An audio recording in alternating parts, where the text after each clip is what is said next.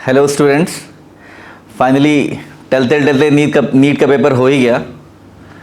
तो हम लोगों ने पेपर के जस्ट बाद सॉल्यूशंस और पीडीएफ सॉल्यूशंस, वीडियो सॉल्यूशंस और पीडीएफ सॉल्यूशंस अपलोड कर दिए हैं। केमिस्ट्री का बचा हुआ है, मैं केमिस्ट्री का पेपर डिस्कस करने जा रहा हूँ। तो पेपर वैसे देखा है तो ईजियर साइड पे ही था, आसानी से अच्छा स्कोर कर सकते हैं। तो चलिए केमिस्ट्री के ऊपर स्टार्ट कर लेते हैं। तो फर्स्ट क्वेश्चन देखते हैं। फर्स्ट क्वेश्चन जो है वो डी ब्लॉक एलिमेंट्स से है। डी ब्लॉक एलिमेंट्स में देखेंगे तो identify the incorrect statement. 4 statements हैं, हमें इनकरेक्ट वाला फाइंड करना है। तो पहला है क्रोमियम 2+ के स्टेट में है। क्रोमियम 2+ के स्टेट में है, is a stronger reducing agent than iron 2+ in the water. Aqueous solution में क्रोमियम +2 आयरन +2 से ज़्यादा अच्छा रिड्यूसिंग एजेंट है। ये बात सही है, यस ये सही स्टेटमेंट है। क्रोमियम +2 से जब एक इलेक्ट्रॉन लूज करके +3 में जाएगा तो ये D3 कन्फिग्रेशन ले लेगा, जो कि half filled T2G half filled हो जाएगा, T2G हाफ फिल्ड। लेकिन आयरन +2 से जब +3 में जाएगा, वैसे तो D5 कन्फिग्रेशन आ रहा है, ज़्यादा स्टेबल है, लेकिन आयरन +2 से +3 में जाएगा तो आयरन का जो +3 स्टेट है वो थोड़ी सी ऑक्सीडाइजिंग स्पीशीज बन जाती है। और आयरन अगर हम देखेंगे E0 आयरन 3+2+, ये जो होता है 0.77 वोल्ट है, वो प्लस में है। तो आयरन का जो स्टैंडर्ड रिडक्शन पोटेंशियल है +3 से +2 के लिए प्लस है, पॉजिटिव है, इसलिए अच्छी खासी ऑक्सीडाइजिंग स्पीशीज बन चुकी है। तो ये उतना बढ़िया रिड्यूसिंग नेचर नहीं शो करेगा जितना आयरन क्रोमियम +2 शो करेगा।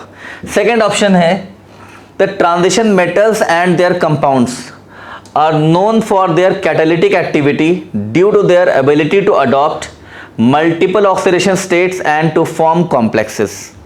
ये पॉइंट भी सही है कि कॉम्प्लेक्स जब रिएक्शन होती है तो कैटलिस्ट का काम होता है एक्टिवेशन एनर्जी कम करना, ट्रांजिशन स्टेट बनाता है। ट्रांजिशन स्टेट बनाने में यूटिलाइज होगा। तो ट्रांजिशन स्टेट बनाने में कई तरह की वैलेंसीज की ज़रूरत हो सकती है। तो ट्रांजिशन मेटल्स क्योंकि वेरिएबल वैलेंसी रखते हैं, इसलिए जैसी वैलेंसी चाहिए ऑफर कर देंगे ट्रांजिशन स्टेट बनने के लिए। लेकिन दूसरे मेटल्स नहीं ले सकते आसानी, जैसे सोडियम ले लेंगे तो 1 वैलेंसी होती है, उसकी फिक्स है। मैग्नीशियम की 2 वैलेंसी होती है, एल्यूमिनियम की 3 होती है।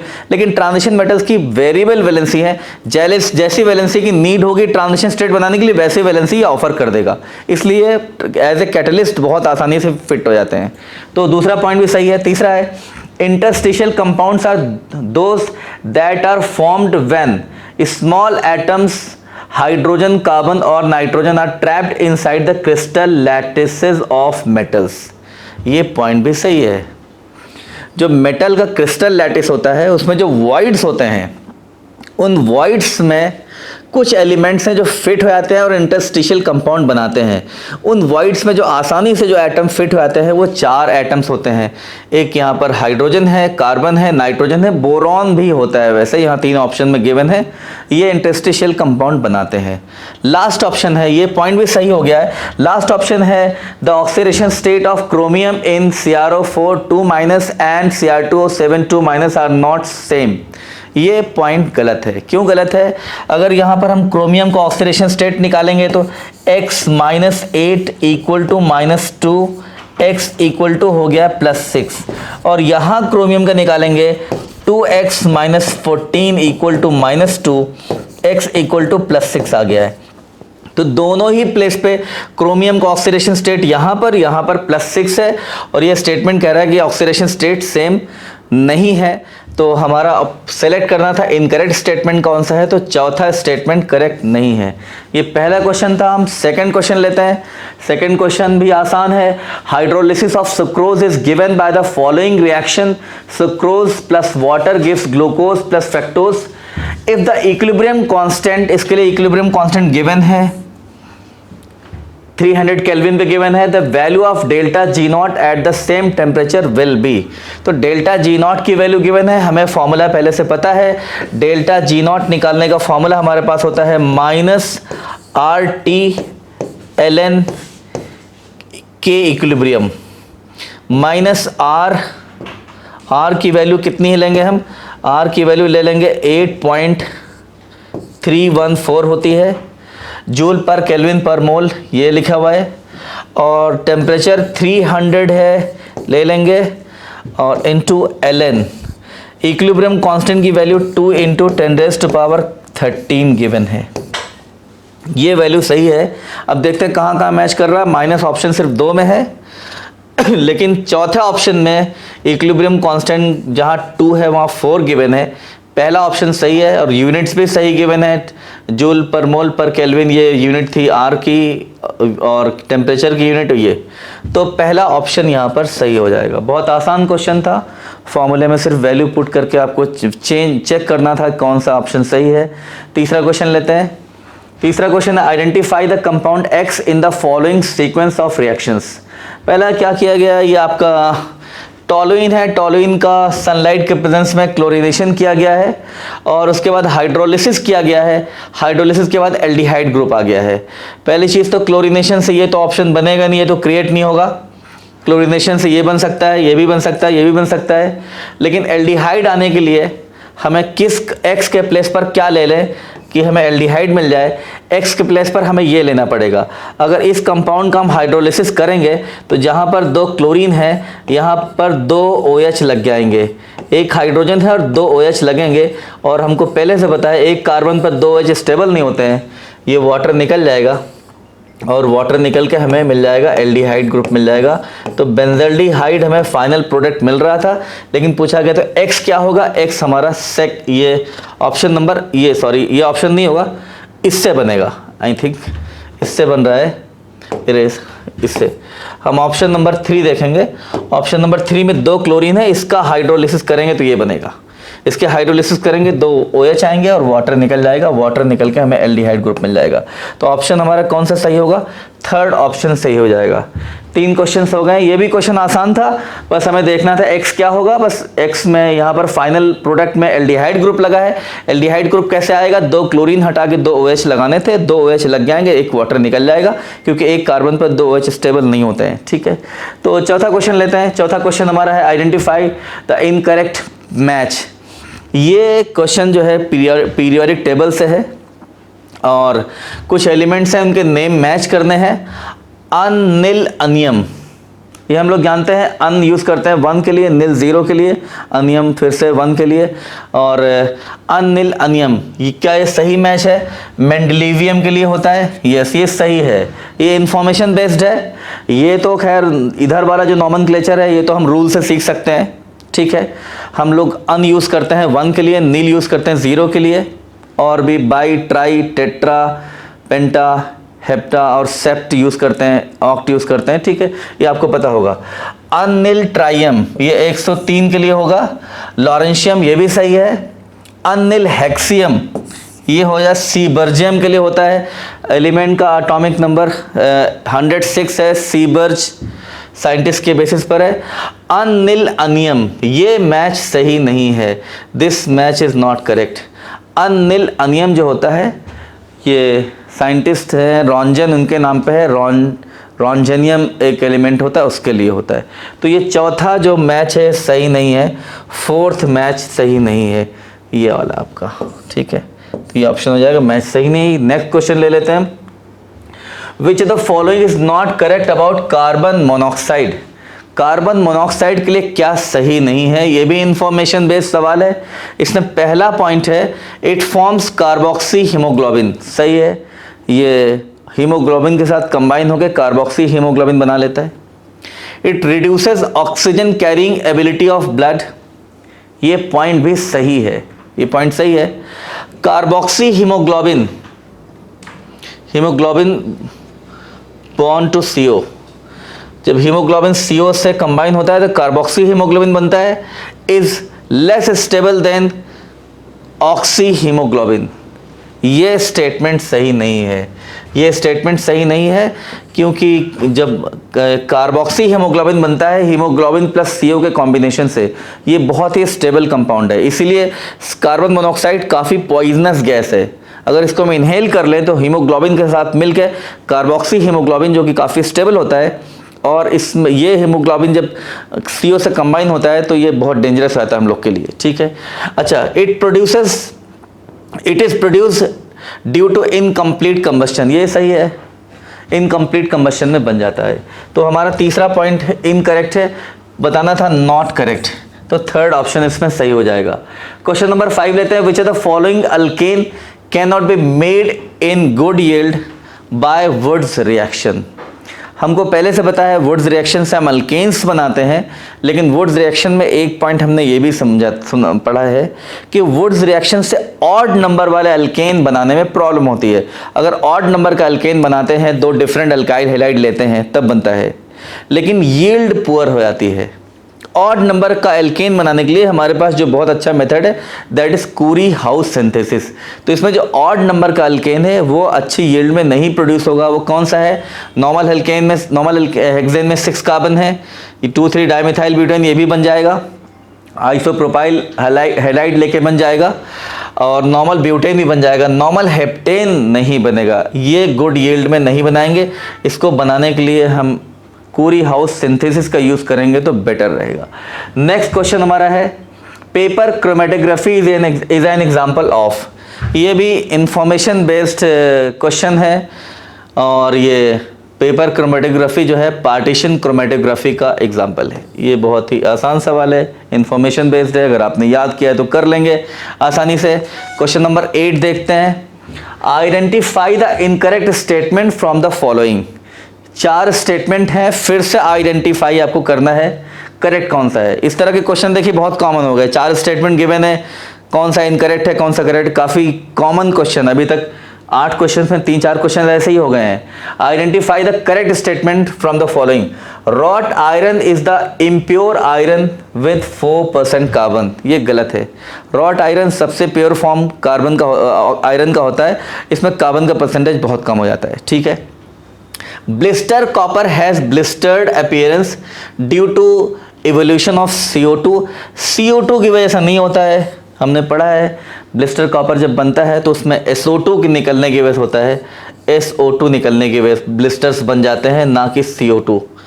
Vapour phase refining is carried out for the निकल bye von आर्कल method.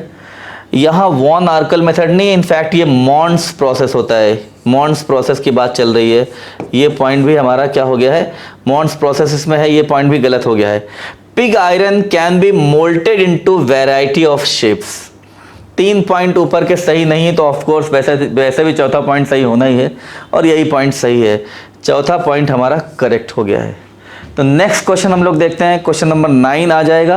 Question number 9 है which are the following is the correct order of increasing field strength of ligands to form coordination compounds. ये भी पूरी तरह से information based है। हम लोगों ने स्पेक्ट्रोकेमिकल सीरीज पढ़ी थी जिसमें वीक लिगेंड से स्टार्ट होके स्ट्रॉन्ग तक की सीरीज बनाई थी, या इसका रिवर्स भी कर सकते हैं।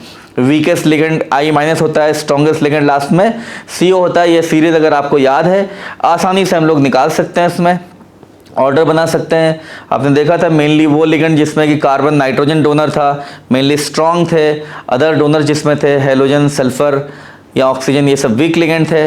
तो इसमें अगर ऑर्डर देखना चाहेंगे तो CN तो सबसे स्ट्रॉन्ग लिगेंड हो गया है, बाकी ये 3 बचते हैं। इसमें अगर ऑप्शन देखेंगे पहला ही ऑप्शन सही है। SCN- जो होता है फ्लोराइड आयन से वीक है, फ्लोराइड आयन जो होता है C2O4- से आपका वीक है, C2O4- से भी स्ट्रॉन्ग हमारा साइनाइड है। ये आसान क्वेश्चन है, आसानी से आप आपके नोट्स में NCERT में सीरीज गिवन है, उस सीरीज से देख के आप बना सकते हैं। इस तरह के बहुत सारे क्वेश्चन बन सकते हैं। आसान क्वेश्चन था लेकिन इन्फॉर्मेशन बेस्ड था। तो अगला क्वेश्चन हमारा ये है कि urea reacts with water to form A which will decompose to form B when passed through copper 2 ions हैं aqueous solution में, deep blue color solution C is formed. What is the formula of C? ये बताना है। तो पहली चीज़ तो deep blue अगर देखेंगे इन चारों ऑप्शन में तो ये होता है हमारा कॉपर का कॉम्प्लेक्स है जो अमोनिया के साथ होता है, टेट्रामाइन कॉपर 2 आयन, ये डीप ब्लू कॉम्प्लेक्स होता है। इसका मतलब ये है कि B की रिएक्शन से हमारा B का रिएक्शन कॉपर से हो रहा है, तो ये डीप ब्लू कॉम्प्लेक्स बनेगा। B क्या होना चाहिए? B हमारा होना चाहिए अमोनिया। अमोनिया का रिएक्शन हम कराएंगे जब कॉपर आयन से, तो कॉपर का कोऑर्डिनेशन नंबर 4 होता है, तो ये कॉम्प्लेक्स बन जाता है, डीप ब्लू होता है, CONH3 tetraammine copper 2 ion, tetraammine copper 2 ion, ये कॉम्प्लेक्स बन गया है। इसका मतलब बी हमारा जो होना चाहिए वो अमोनिया होना चाहिए, B should be ammonia, B ammonia होना चाहिए। और क्या होगा, इनफैक्ट यूरिया कैसे रिएक्ट कर रहा है, यूरिया की हाइड्रोलिसिस करी गई है। यूरिया की अगर हाइड्रोलिसिस करेंगे आप तो यूरिया की हाइड्रोलिसिस से हमें क्या मिलेगा, यूरिया का हाइड्रोलिसिस से करेंगे तो ये आपका अमोनिया निकलेगा और H2CO3 CO2, इनफैक्ट CO2 और अमोनिया वाटर में बना देगा अमोनियम हाइड्रोक्साइड, CO2 निकल जाएगा। अमोनियम हाइड्रोक्साइड जब डिकम्पोज हो जाएगा, या इसको सीधे डिकम्पोज करेंगे, हम डिकम्पोज कर देंगे तो ये बना देगा अमोनिया और वाटर में ब्रेक हो जाएगा। ठीक, तो अमोनिया यहाँ पर बी होना चाहिए और बी रिएक्ट कर रहा है हमारा किससे, कॉपर आयन से, ये डी ब्लू कॉम्प्लेक्स बना रहा है। ये क्वेश्चन नंबर हो गया हमारा 10। तो हमारा अगला क्वेश्चन है, HCl was passed through a solution of calcium chloride, magnesium chloride and NaCl, which is the following compound crystallizes। तो बताना है कि HCl को पास किया है, NaCl और मैग्नीशियम क्लोराइड और कैल्शियम क्लोराइड का सोल्यूशन, उसमें HCl पास किया है, क्या क्रिस्टलाइज होगा। वैसे ये इसका NaCl का प्यूरिफिकेशन का मेथड है ये। इसमें क्या होगा, अगर NaCl का हम आयनिक प्रोडक्ट लिखेंगे IP, that will B Na plus and chloride ion concentration, sodium ion concentration into chloride ion concentration. जब HCl गैस पास करेंगे, HCl क्योंकि स्ट्रॉन्ग एसिड है तो ये स्ट्रांगली आयनाइज हो जाएगा और क्लोराइड आयन कॉन्सेंट्रेशन को बढ़ाएगा। क्लोराइड आयन कॉन्सेंट्रेशन के बढ़ने से IP की वैल्यू KSP को एक्सीड कर जाएगी और यहाँ पर NaCl प्रेसिपिटेट कर जाएगा। बस NaCl ही इसमें PPT बनाएगा। ठीक है, the calculated spin only magnetic moment of chromium plus 2 ion is, chromium plus 2 का इस magnetic moment due to spin only, ये बताना है। तो हमें मैग्नेटिक मोमेंट निकालने का फॉर्मूला पता है, म्यू इक्वल टू होता है n into n plus 2 root में होता है और Bm बोर मैग्नेटॉन, और क्रोमियम प्लस 2 का कॉन्फ़िगरेशन होता है D4 मींस सारे के सारे इलेक्ट्रॉन क्या होंगे, अनपेयर्ड। इस फॉर्मूले में म्यू क्या है, मैग्नेटिक मोमेंट है, spin due to spin only, और n is the number of unpaired electron. तो अगर n की वैल्यू रखेंगे हम लोग तो हो जाएगा 4 इंटू 4 प्लस 2, ये हो गया रूट 24 आ गया है, रूट 24 Bm आएगा। अगर इसको सॉल्व कर लेंगे तो 5 के आसपास आंसर क्या होगा, 4.90 आ जाएगा। अगर 25 होता तो एग्जैक्टली 5 हो जाता, 4.90 इसका रूट निकालेंगे तो आ जाएगा। ठीक है, क्वेश्चन, अगला क्वेश्चन बढ़ जाते हैं। ये भी बहुत आसान सवाल था, बहुत कॉमन क्वेश्चन है, आई थिंक सभी लोगों ने पहले से किया होगा इसको। Question number 13, match the following and identify the correct option. ठीक है, हमें मैचिंग करनी है। तो पहला ऑप्शन है CO plus H2। Cf plus H2 क्या है, ये सिंथेसिस गैस होता है, ये हमको पता है। टेम्पररी हार्डनेस ऑफ वाटर किसकी वजह से होती है, ये ऑप्शन नंबर 1 हो जाएगा, magnesium bicarbonate and calcium bicarbonate की वजह से होती है। थर्ड ऑप्शन है B2H6, हमको पता है इलेक्ट्रॉन डिफिशिएंट कंपाउंड है ये। ठीक है, ये आपका ऑप्शन हो जाएगा second, an electron deficient hydride. और H2O2 है नॉन प्लेनर स्ट्रक्चर, हमको पता है H2O2 का स्ट्रक्चर जो होता है प्लेनर नहीं होता है, ये हाइड्रोजन और ये हाइड्रोजन प्लेन में नहीं है दोनों, ये ओपन बुक लाइक स्ट्रक्चर होता है, हमने पढ़ा है। तो नॉन प्लेनर स्ट्रक्चर ये मैच कर गया हमारा, चारों हमने मैच कर दिए। ऑप्शन देखेंगे तो एक इससे मैच कर रहा है, ए थर्ड से मैच कर रहा है, ए थर्ड से 3 में मैच कर रहा है, लास्ट वाला डी देखें D4 से मैच कर रहा है, D4 से मैच कर रहा है। और बी किससे मैच कर गया था, बी हमारा मैच कर रहा था, बी मैच कर रहा था 1 से, तो ऑप्शन नंबर इसमें 1 सही हो जाएगा। नेक्स्ट क्वेश्चन लेते हैं 14 क्वेश्चन है, for the reaction two chlorine के 2 एटम्स गिवन है गैसियस फॉर्म में और कंबाइन होकर बना रहे हैं क्लोरीन गैस। तो इनफैक्ट ये ऐसा कुछ है, एक Cl था गैसियस फॉर्म में, दूसरा Cl एटम है गैसियस फॉर्म में, और ये कंबाइन होकर बना दिया है Cl। अगर इस रिएक्शन का रिवर्स करना चाहेंगे तो हम बॉन्ड तोड़ेंगे तब दोनों क्लोरीन अलग होंगे। बॉन्ड तोड़ने में एनर्जी देनी पड़ेगी। ये क्या हो रहा है, कॉम्बिनेशन हो रहा है, बॉन्ड बन रहा है। बॉन्ड बनने की प्रोसेस कैसी है, एक्सोथर्मिक का मतलब है डेल्टा H तो क्या होगा, नेगेटिव होगा। नंबर 1 डेल्टा H नेगेटिव हो गया।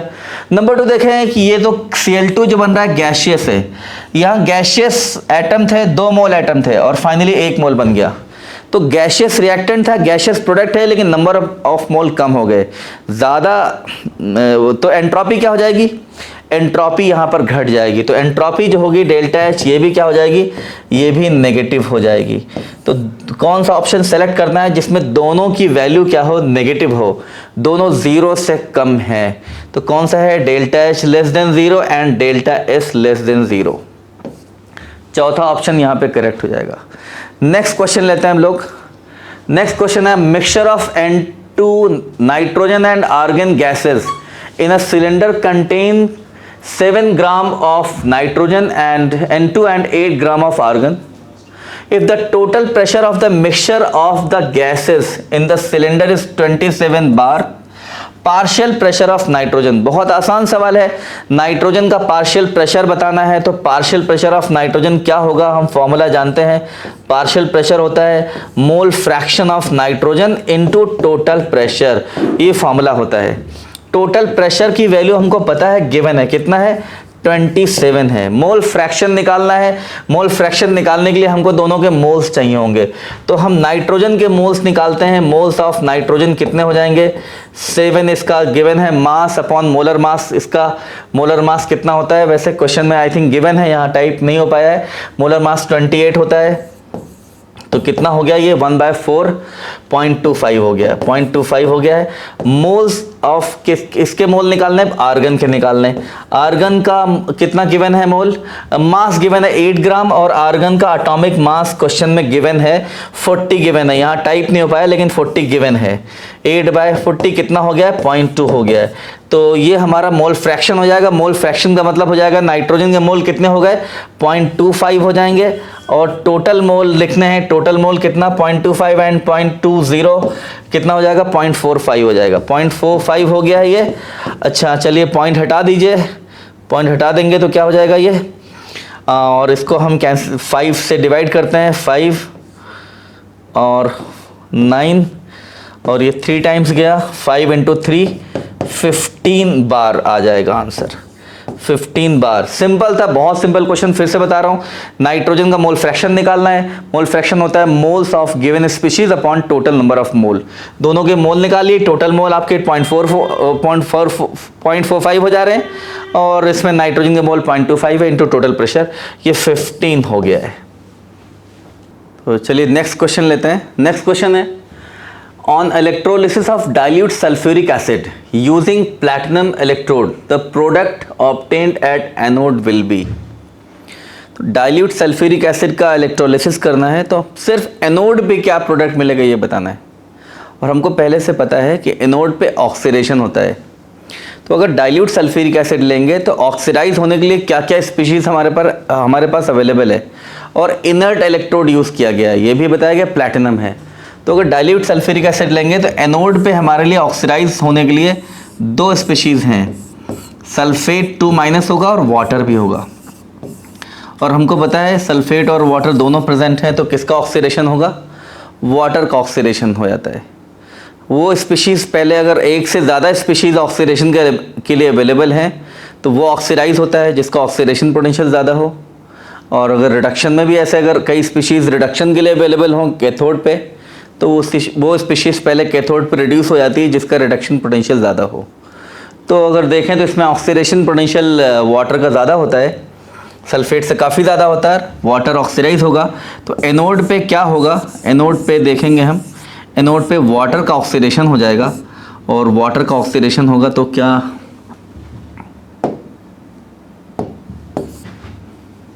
हम जानते हैं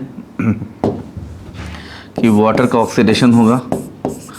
तो वाटर में ऑक्सीजन -2 की स्टेट में है, इलेक्ट्रॉन लूज करेगा तो न्यूट्रल हो जाएगा, हाफ O2 और 2 इलेक्ट्रॉन लूज करेगा और 2H+, ये बन जाएगा। तो O2 गैस हमें मिल जाएगी, O2 गैस ये मिलेगी हमको एनोड पर। आसान क्वेश्चन था इलेक्ट्रोलिसिस का। नेक्स्ट क्वेश्चन देखते हैं। A tertiary butyl carbocation is more stable then a secondary butyl carbocation because of which of the following. तो टर्शियरी ब्यूटाइल कार्बोकेटाइन की स्टेबिलिटी सेकेंडरी ब्यूटाइल कार्बोकेटाइन से ज़्यादा है। रीज़न बताना है कौन से हैं। इसमें 4 ऑप्शंस गिवन है। Minus I effect of methyl group, ये तो वैसे ऑप्शन ही गलत गिवन है, मिथाइल ग्रुप का माइनस आई इफेक्ट नहीं होता है। Plus are effect of methyl, plus are effect of minus are effect of methyl and hyper conjugation. वैसे मिथाइल का हाइपर कॉन्जुगेशन इफेक्ट होता है। चलिए देखते हैं। तो कार्बोकेटाइन पहले बनाते हैं हम। टर्शियरी ब्यूटाइल कार्बोकेटाइन हमारा ये है। टर्शियरी ब्यूटाइल का मतलब हो गया कि कार्बन है, 3 साइड पे मिथाइल लगा है और ये प्लस चार्ज है, ये टर्शियरी ब्यूटाइल कार्बोकेटाइन। और सेकेंडरी ब्यूटाइल कार्बोकेटाइन क्या है? सेकेंडरी ब्यूटाइल कार्बोकेटाइन हमारा ये है। अब पता है कार्बोकेटाइन में स्टेबिलिटी में कई फैक्टर देखते हैं हम। हाइपर कॉन्जुगेशन देखते हैं, रेजोनेंस देखते हैं, एरोमेटिसिटी देखते हैं। एरोमेटिक कार्बोकेटाइन बहुत स्टेबल होते हैं। Minus I plus I effect भी देखते हैं। लेकिन आप देखेंगे हाइपर कॉन्जुगेशन ही फैक्टर एक ऑपरेट कर रहा है। तो अगर हाइपर कॉन्जुगेशन अगर देखना चाहेंगे इस स्पीशीज़ में, तो इस स्पीशीज़ में देखेंगे हाइपर कॉन्जुगेशन के लिए कितने हाइड्रोजन अवेलेबल हैं। 3 हाइड्रोजन यहाँ पर हैं, 3 हाइड्रोजन यहाँ पर है, 3 हाइड्रोजन यहाँ पर। यहाँ 9 हाइड्रोजन एटम्स जो हाइपर कॉन्जुगेशन के लिए अवेलेबल हैं। तो 9 हाइड्रोजन एटम्स यहाँ पर हाइपर कॉन्जुगेशन के लिए अवेलेबल हैं। और यहाँ पर कितने अवेलेबल हैं? 3 इधर और 2 इधर। यहाँ पर 5 हाइड्रोजन ही हाइपर कॉन्जुगेशन के लिए अवेलेबल हैं।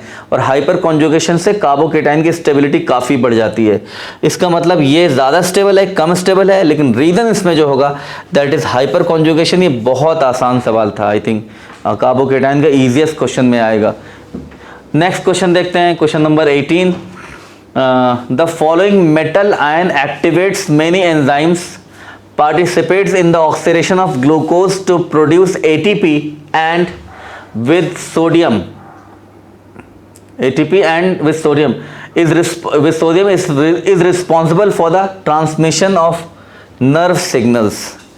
ये क्वेश्चन इंफॉर्मेशन बेस्ड है और इसका आंसर जो है वो पोटेशियम है। या आप लोग बायोलॉजी वाले बच्चों के लिए बहुत आसान क्वेश्चन होगा। ये इंफॉर्मेशन बेस्ड है, इसका आंसर जो है पोटेशियम हो जाएगा। वैसे भी नीट का ही पेपर है। तो number of faradays required to produce 20 gram of calcium from molten calcium chloride, atomic mass 40 है। इसको करने के बहुत सारे मेथड है। हमने एक ट्रिक बताई थी कि जब भी ऐसे क्वेश्चंस में फेराडे लॉ पे आते हैं तो हमने बताया था मोल डिस्प्लेस्ड इक्वल टू बताया था Q by NF into F, ये बताया था। NF is the N factor, कितने इलेक्ट्रॉन्स इन्वॉल्व हो रहे हैं। कैल्शियम क्लोराइड में अगर देखें तो कैल्शियम का वैलेंसी कितना है? 2+ है। कैल्शियम 2+ 2 इलेक्ट्रॉन लेके जाएगा, बनाएगा कैल्शियम।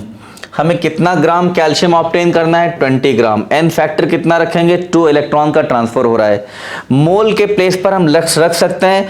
इसका वेट कैल्शियम का 20 है और इसका एटॉमिक वेट 40 है। ये हमने मोल पुट कर दिया। Q हमें निकालना है कितना चार्ज लगेगा। एन फैक्टर कितना है? एन फैक्टर यहाँ पर 2 इलेक्ट्रॉन का ट्रांसफर हो रहा है और फेराडे कांस्टेंट F रहा। तो हम इसको अगर सॉल्व करेंगे तो नीचे तो आ जाएगा ये 2, ये 2 कैंसिल हो जाएगा। तो Q जो आएगा यहाँ पर फेराडे आ जाएगा, फेराडे के बराबर 1 फेराडे लग रहा है। 1 फेराडे चार्ज लगेगा, सिंपल आंसर है। तो कितना फेराडे लगेगा? इसका मतलब है 20 ग्राम कैल्शियम अगर बनाना है कैल्शियम क्लोराइड से तो 1 फेराडे यूज़ हो जाएगा। इसका करने का और भी मेथड हो सकते हैं, बहुत आसान सवाल है, बट ये ट्रिक हम अपने बच्चों को बताते हैं कि सारे क्वेश्चंस फेराडे लॉ के आपको इससे लग जाते हैं। तो यहाँ पर 1 फेराडे इसका आंसर हो जाएगा। तो अगला क्वेश्चन देखते हैं। अगला क्वेश्चन है सुक्रोज ऑन हाइड्रोलिसिस गिव्स। तो सुक्रोज की हाइड्रोलिसिस से क्या बनता है? बहुत आसान क्वेश्चन है, बस थोड़ा सा ऑप्शन डिफिकल्ट करके गिवन है। Beta D glucose and beta D fructose, alpha D glucose and beta D fructose, alpha D glucose and beta D fructose. हमको पता है अच्छे से ही कि ये जब सुक्रोज का स्ट्रक्चर आप देखते हैं तो उससे आपको पता चल जाएगा कि 2 यूनिट से जुड़ी होती हैं उसमें। इसमें alpha D glucose and beta D fructose होता है। Alpha D glucose and beta D fructose, ये ऑप्शन हमारा सही हो जाएगा। थर्ड ऑप्शन सही है। नेक्स्ट क्वेश्चन लेते हैं। नेक्स्ट क्वेश्चन क्या है? Rate constant for the first order reaction is 4.606 into 10⁻³ second inverse. The time required to reduce 2 gram of the reactant to 0.2 gram is.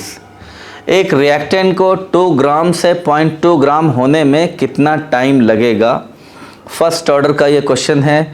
तो हमें ये पता है फर्स्ट ऑर्डर रिएक्शन के लिए जो हमारे पास इक्वेशन होती है, हम टाइम निकालना है तो time will be equal to 2.303 over k, log में होता है ये A0 अपॉन 80।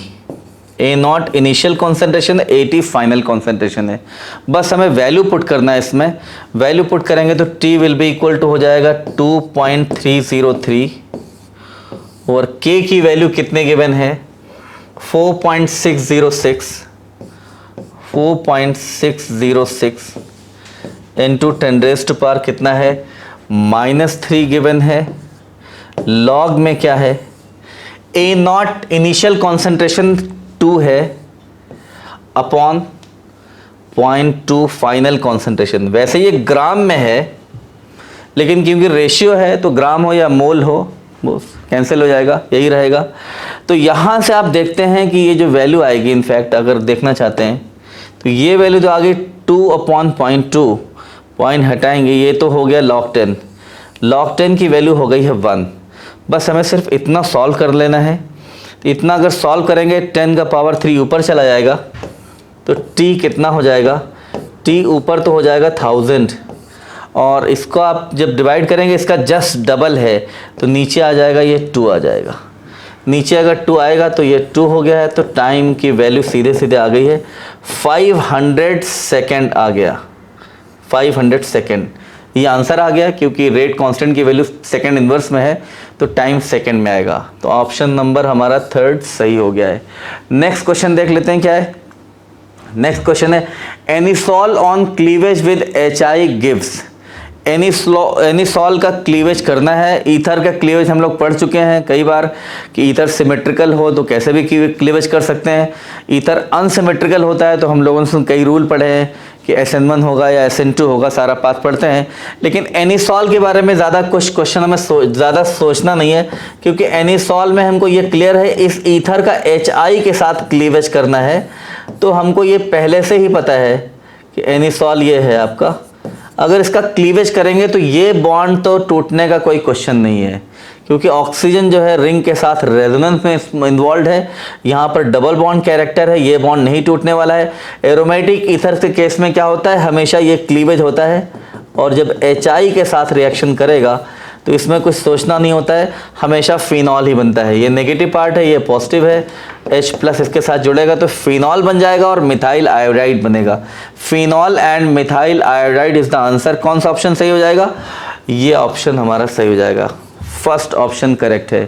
तो जब भी हम एरोमेटिक ईथर का बॉन्ड तोड़ते हैं तो ऑक्सीजन और जो अल्काइल वाला बॉन्ड टूटता है, ऑक्सीजन और जो रिंग के साथ बॉन्ड है वो नहीं टूटता है।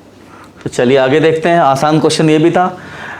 Reaction with benzaldehyde and acetophenone in presence of dilute sodium hydroxide is known as.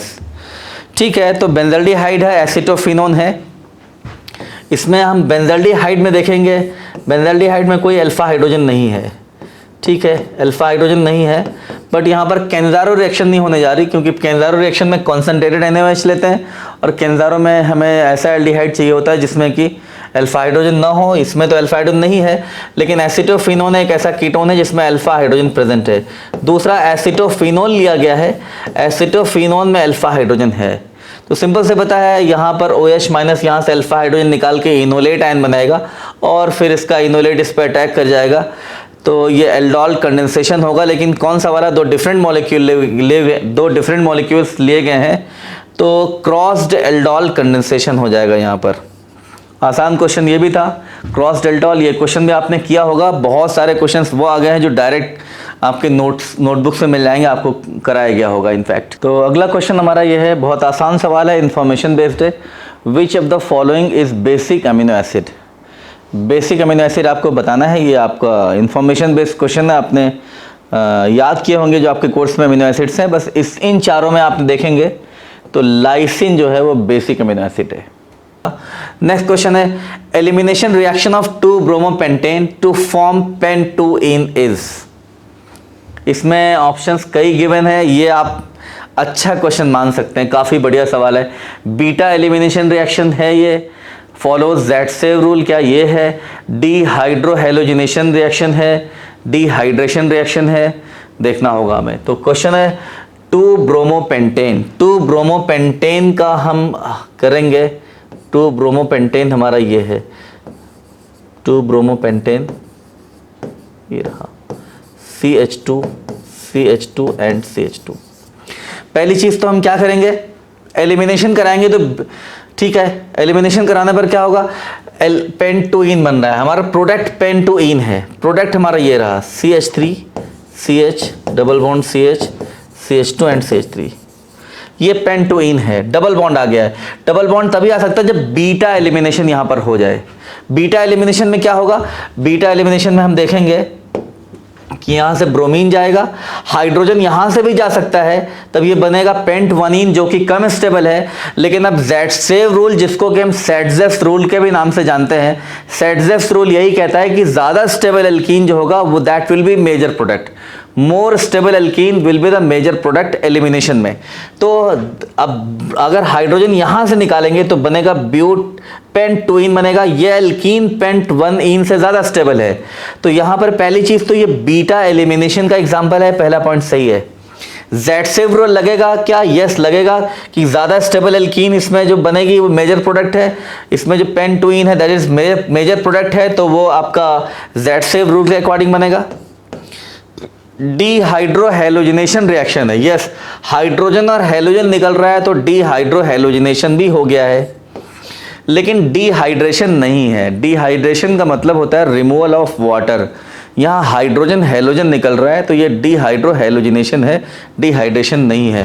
तो कौन कौन से ऑप्शन सही है, ए सही है, बी सही है और सी सही है। ए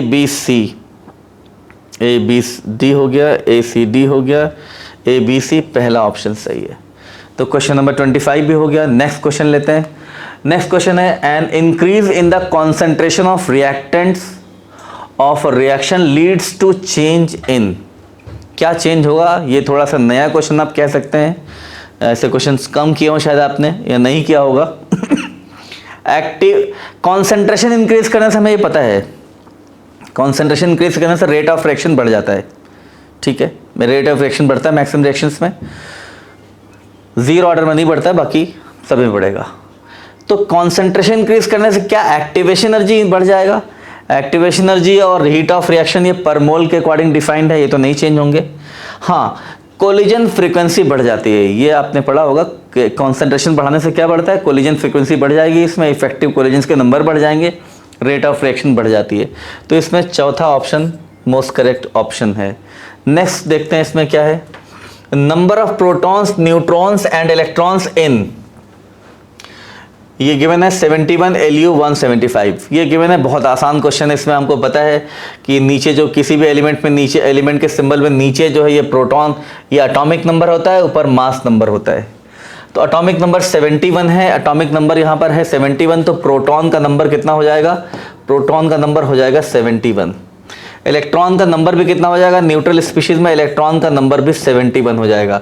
न्यूट्रॉन का नंबर क्या होता है, ये आपका मास नंबर माइनस आपका होता है एटॉमिक नंबर। अगर ये निकालेंगे न्यूट्रॉन का नंबर कितना हो जाएगा, 175 माइनस 71 कितना बचेगा, ये बचेगा 104 बचेगा। तो 104, तो आंसर होना चाहिए 71, 104, 71 जिस सीक्वेंस में गिवन है प्रोटॉन, न्यूट्रॉन एंड इलेक्ट्रॉन। तो प्रोटॉन 71, न्यूट्रॉन 104 एंड 71, कौन सा सही है, फर्स्ट ऑप्शन सही है। बहुत ही आसान क्वेश्चन है, एटॉमिक स्ट्रक्चर में बिल्कुल आप बिगनिंग में 11th की बिगनिंग में पढ़ते होंगे।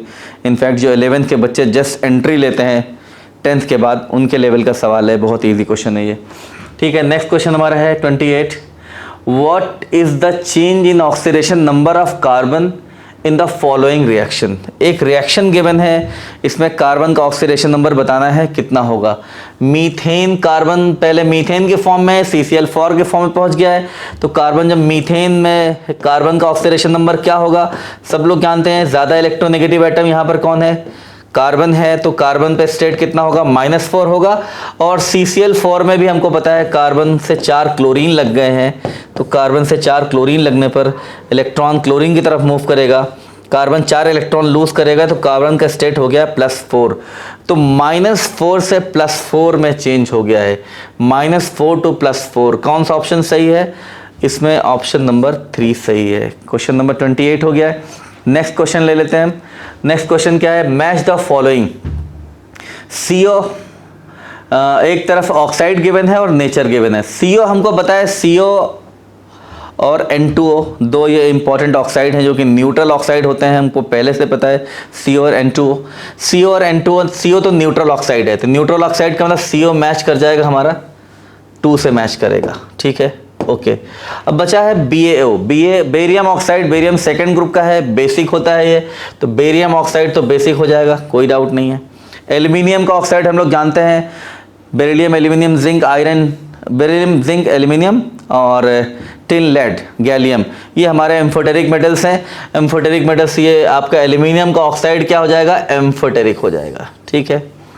अब बचा है Cl2O7 है, तो नॉन मेटल का ऑक्साइड है। Cl2O7 हमको पता है ये किसका, HClO4 का एनहाइड्राइड है, वाटर से रिएक्शन कराएंगे HClO4 मिल जाएगा हमें, ये आपका एसिडिक है।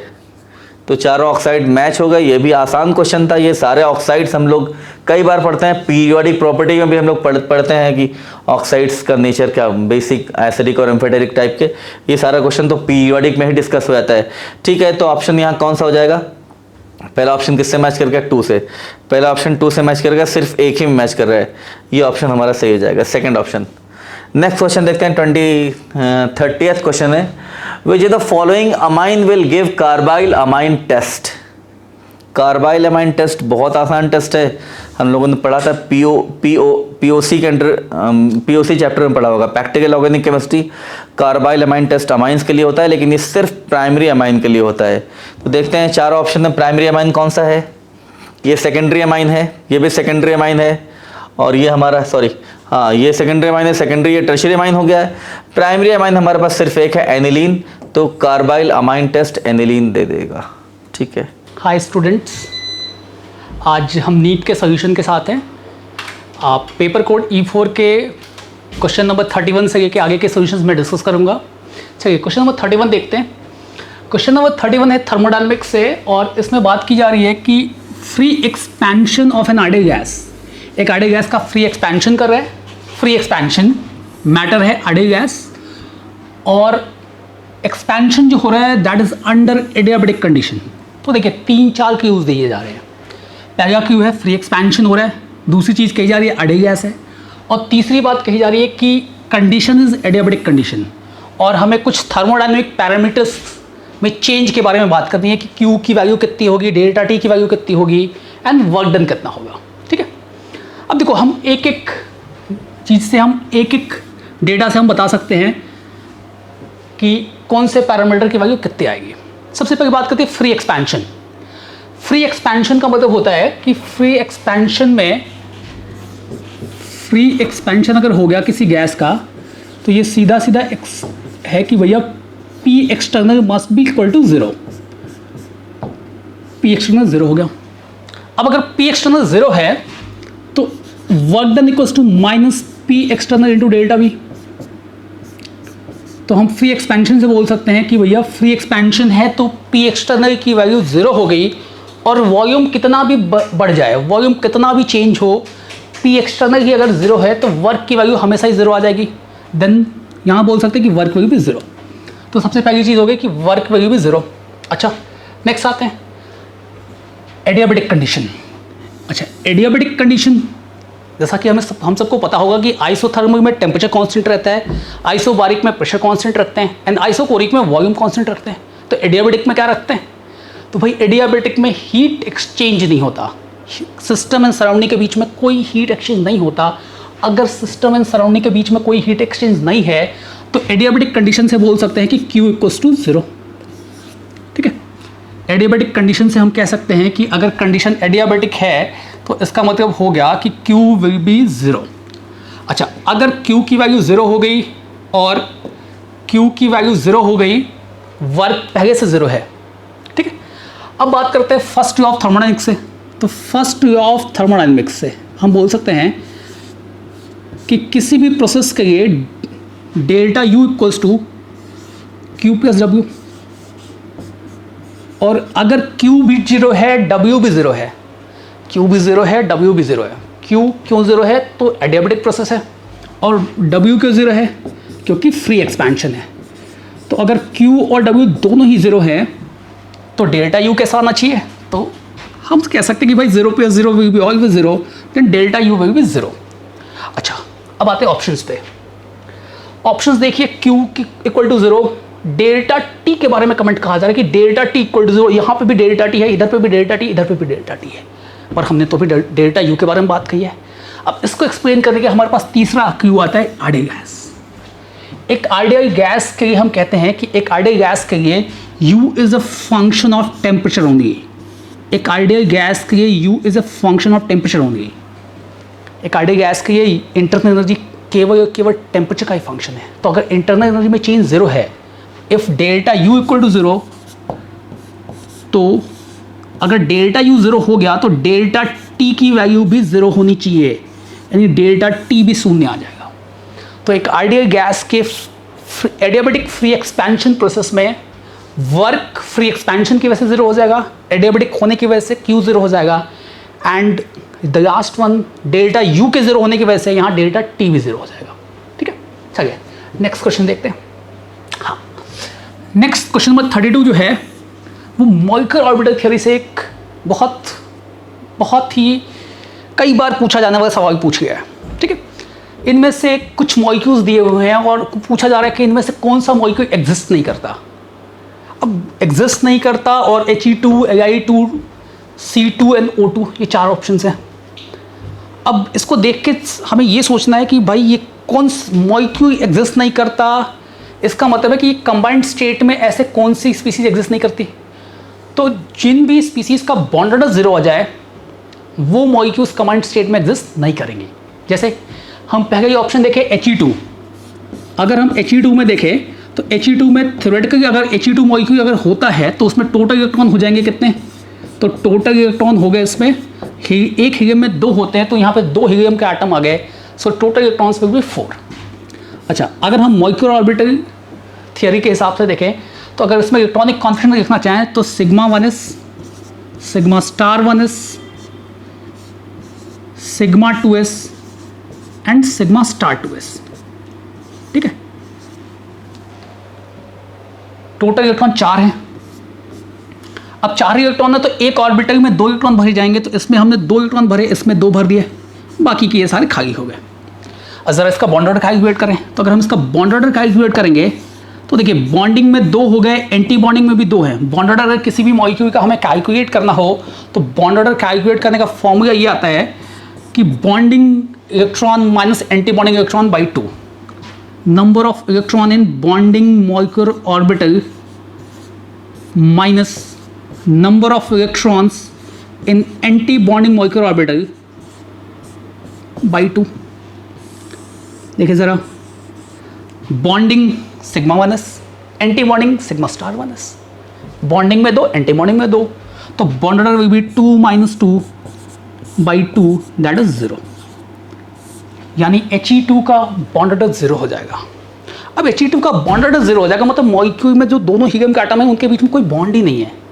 तो भाई जब 2 एटम के बीच में कोई बॉन्ड ही नहीं है तो क्या वो कंबाइंड स्टेट में एक साथ एग्जिस्ट करेंगे? तो नहीं, ये कंबाइंड स्टेट में एक साथ एग्जिस्ट नहीं कर सकते, ये तुरंत एक दूसरे से दूर चले जाएंगे। इनके मॉलिक्यूलर मोशन की वजह से He2 के मॉलिक्यूल जो है वो आए, हीलियम के 2 मॉलिक्यूल 2 एटम आए, कोलाइड किए और दूर चले गए, इनके बीच में कोई बॉन्ड फॉर्मेशन नहीं होगा।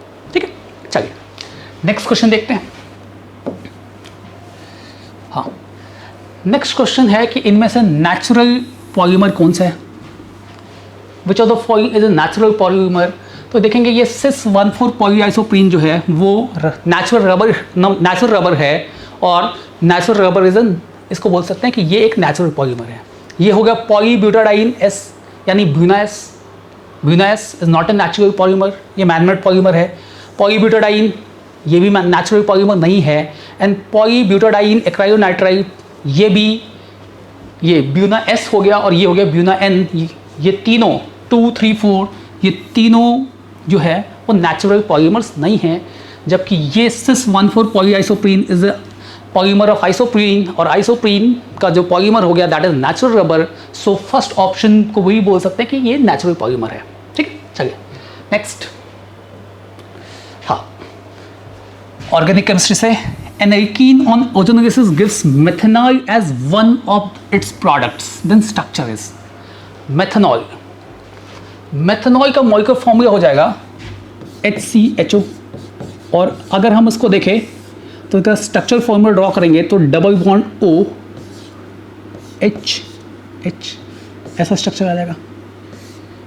अब देखो ओजोनोजेनेसिस के बाद इनमें से कौन सा मॉलिक्यूल मेथनॉल प्रोड्यूस करेगा।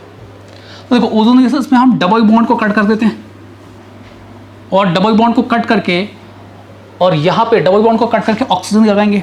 तो जब हम यहाँ पे डबल बॉन्ड को कट करके ऑक्सीजन लगाएंगे तो प्रोडक्ट अपने को क्या मिल जाएगा, तो प्रोडक्ट मिलेगा फर्स्ट ऑप्शन से, प्रोडक्ट हो जाएगा दिस 6 नंबर रिंग और CHO, और सेकेंड प्रोडक्ट जो हो जाएगा ओजोनोजेनेसिस का वो हो जाएगा CH3CH, और इस CH पे डबल बॉन्ड O लगा देंगे।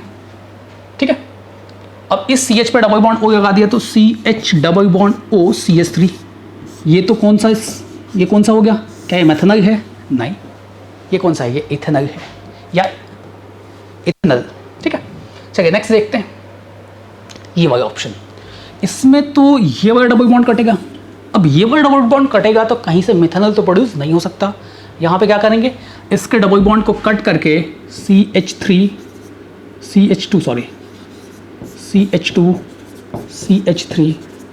यहाँ डबल बॉन्ड को कट करेंगे, और डबल बॉन्ड को कट करके यहाँ डबल बॉन्ड O, और यहाँ पर भी हम लगा देंगे डबल बॉन्ड, ऐसा स्ट्रक्चर आ जाएगा।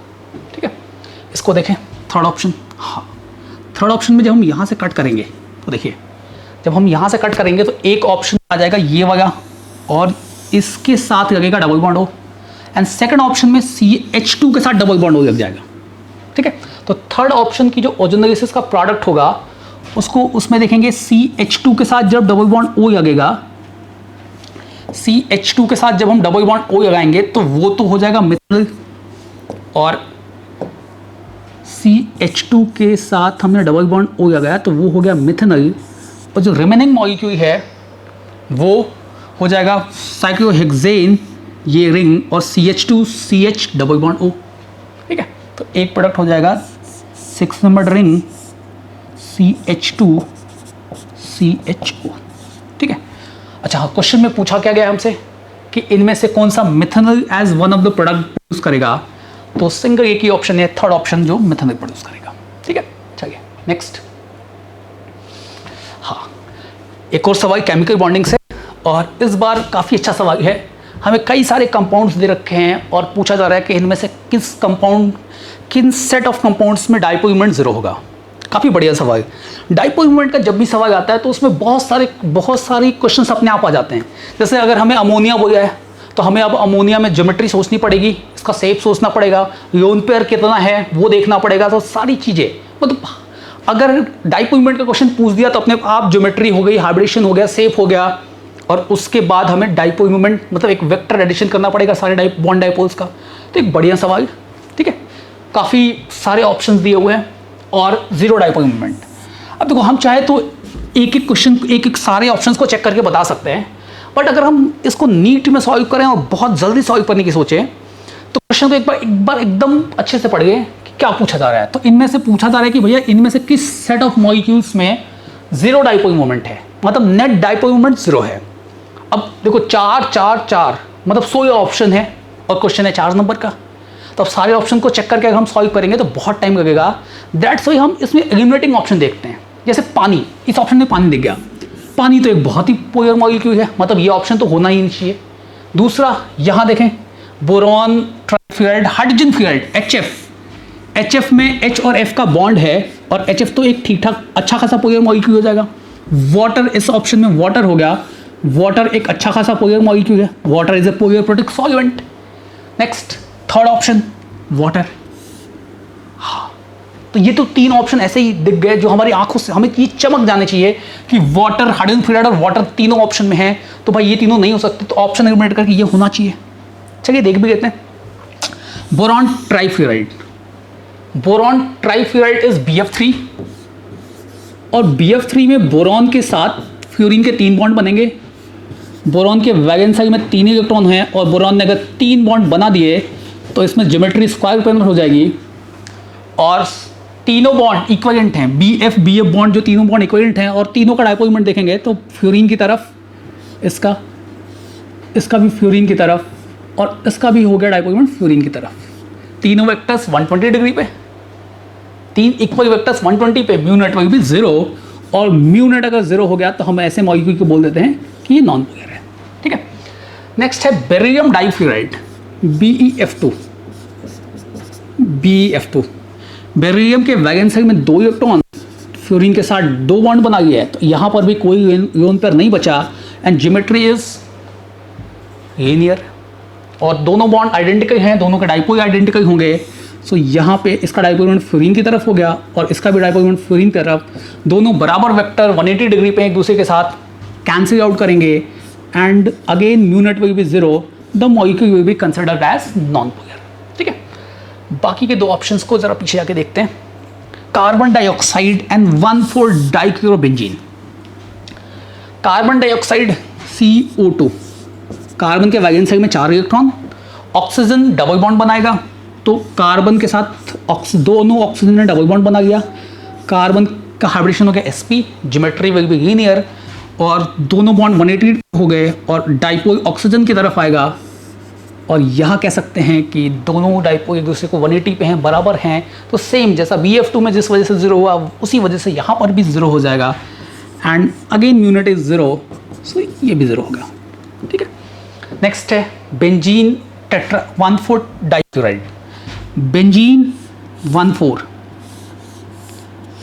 तो बेंजीन पे 1 पे लगा और 4 पे लगा, तो बेंजीन पे 1 पे लगा तो इसका डाइपोल मोमेंट क्लोरीन की तरफ आएगा और इसका डाइपोल मोमेंट क्लोरीन की तरफ आएगा, हाँ है ना। ये दोनों डाइपोल मोमेंट जो है एग्जैक्टली 180 पे आ जाएंगे और ये नेट कैंसिल कर देंगे और नेट कैंसिल किया तो इसका भी म्यू नेट 0 हो जाएगा क्योंकि बाकी के जो एटम्स है उनकी वजह से कोई डाइपोल मोमेंट क्रिएट नहीं होगा। कार्बन कार्बन इस बॉन्ड में, इस बॉन्ड में, इस बॉन्ड में, इस बॉन्ड में, इस बॉन्ड में कोई डाइपोल मोमेंट नहीं आएगा। हाँ, यहाँ पे हाइड्रोजन वाले बॉन्ड में आ सकता है, यहाँ तो उसके 180 पे हाइड्रोजन इधर भी है, 180 पे हाइड्रोजन इधर पे भी है, तो अगेन हाइड्रोजन वाले तो सारे कैंसिल हो जाएंगे, तो बचेगा क्लोरीन वाले भी कैंसिल हो गए, हाइड्रोजन वाले भी कैंसिल हो गए, that's why mu net will be 0। एक काफ़ी बढ़िया सवाल, बट अगर हम इसको नीट में सॉल्व करते हैं तो हमें कोशिश करनी चाहिए कि हम ऑप्शन एलिमिनेट करके सॉल्व करें, सारे मॉलिक्यूल्स का डाइपोल मोमेंट ना चेक करें क्योंकि सारे मॉलिक्यूल्स का डाइपोल मोमेंट चेक करना काफ़ी टाइम टेकिंग होगा और मे बी हम कहीं पे भी अगर अमोनिया में एक इयोन पर मिस कर दिया तो बहुत आसान 4 मार्क्स गवा सकते हैं। ठीक है, चलिए नेक्स्ट क्वेश्चन देखते हैं। हाँ, question number 36, freezing point depression constant KF, benzene का KF दे रखा है। आहा, बेंजीन का KF दे रखा है और फ्रीजिंग पॉइंट डिप्रेशन की बात की जा रही है, मतलब कुछ सवाल सॉल्यूशन इन कॉलिगेटिव प्रॉपर्टीज से है, देखते हैं। अच्छा, इसका KF मेंशन है कि KF इतना है और पूछा जा रहा है कि the freezing point depression for the solution of molarity इतना containing non electrolyte solute in benzene rounded up to 2 decimal places. ठीक है, KF दिया हुआ है, सॉल्वेंट बेंजीन है, हमें KF की वैल्यू दे रखी है कि KF इज 5.12 केल्विन kg पर मोल। चलिए बढ़िया।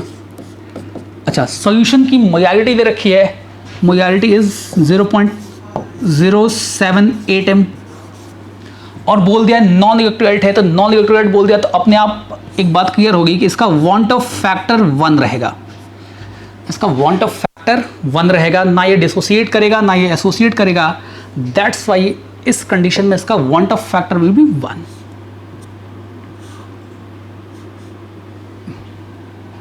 ठीक है, हाँ चलिए अब हमें डिप्रेशन की फ्रीजिंग पॉइंट बताना है, तो डिप्रेशन फ्रीजिंग पॉइंट का delta TF equals to I into KF into M।